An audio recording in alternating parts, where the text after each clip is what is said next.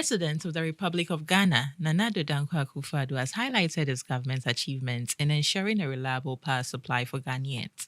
He said his administration had managed the energy sector with discipline and expertise over the past 7 years. In his State of the Nation address on Tuesday, February 27, 2024, the president refuted claims of intermittent power supply amid the ongoing financial crisis and asserted that the country has not experienced doomsday over the past 7 years. He said the persistent and erratic power crisis, which plagued Ghanaians between 2012 and 2016, was a result of a dysfunctional system.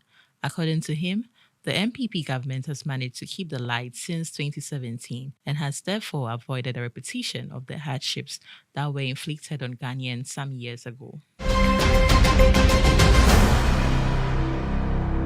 Chief Executive of the National Petroleum Authority, Dr. Mustapha Abdulhamid, has set Ghana's fuel requirement, which provides for a sulfur level of 50 parts per million in petrol, is the cleanest in the West African sub-region. Dr. Abdulhamid was speaking during a panel session at the Egypt's Energy Show in Cairo on the topic Downstream Decarbonization and Circularity, Going Full Circle.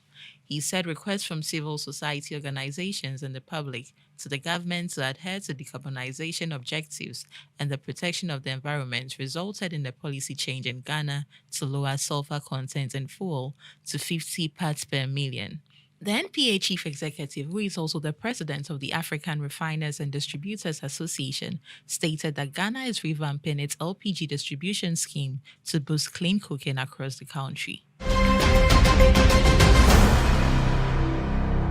Tlou Energy has completed the construction of a 66-volt power transmission line linking the Lesedi gas-to-power facility in Botswana to both the national grid and the regional Southern African power pool. The transmission network is linked to the Sirowe substation, requiring the installation of a switchgear at the substation and the completion of another substation in Lesedi before activation. Tlou Energy is seeking funding to complete the entire Lesedi gas-to-power project, with the transmission line expected to be operational by mid-2024. As part of a 100 MW power purchase agreement with the state utility Botswana Power, the project will provide power to consumers in Botswana and Southern Africa, assuring energy stability and affordability.